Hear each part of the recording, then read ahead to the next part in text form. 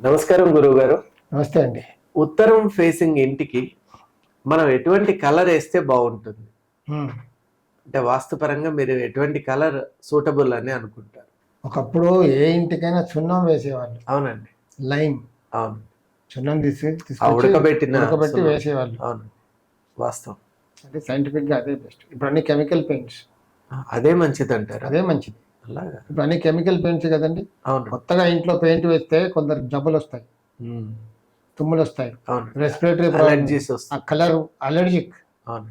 ఒక 1 month 2 months ఆ ఇంట్లో ఆ స్మెల్ ఉంటుంది. అవును. Synthetic colours. ఉమ్. ఒకప్పుడు సున్నం వేసేవాళ్ళు, పురుగులన్నీ చచ్చిపోయేటివి. అదే బెస్ట్. ఉమ్.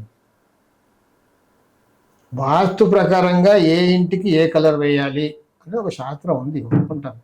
అలాగా. కానీ దానికి కాలం చెల్లిందని నేను అనుకుంటాను. ఎందుకండి? ఉత్తరం ఫేసింగ్ ఇంటికి గ్రీన్ కలర్ వేయాలి. గ్రీన్. అది అంటే ఫ్రంట్ పార్ట్కి. ఆహా. లోపల వేరే వేసుకోవచ్చు. లోపల కూడా ఒక థియరీ ఉందండి. కలర్ థియరీ ఇప్పుడు చాలా అవునా? పెద్దది. ఇప్పుడు ఉమ్. పెద్ద పెద్ద వాస్తు చెప్పేవాళ్ళు ఇంటీరియర్స్ అంతా కూడా కలర్స్తో చెప్తున్నారు. ఈ గోడ ఈ కలర్ ఉండాలి, ఇది ఫీచర్ వాల్ ఉండాలి, ఇలా ఉండాలి, అలా ఉండాలి. బట్ దేనికైనా వైట్ ఇస్ ది బెస్ట్.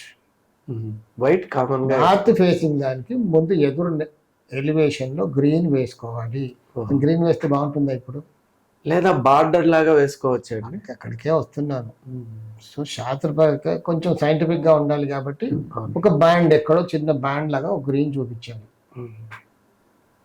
చూపిస్తే కొంచెం బాగుంటుంది. కానీ శాస్త్రంలో ఇది ఉంది, నేను ఇక్కడ ఇదే వేస్తాను, ఆగ్నేయ బాబు రెడ్ కలర్ వేస్తాను, బ్లాక్ కలర్ వేస్తాను, ఇక్కడ ఇటు పక్కన బ్లూ వేస్తాను, మల్టీ కలర్డ్ హౌస్గా కనబడుతుంది, అందవికరంగా ఉంటుంది. అవునండి.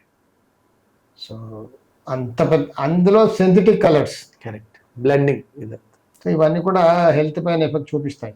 డెఫినెట్లీ. కాబట్టి వైట్ వేసుకుంటే బెస్ట్.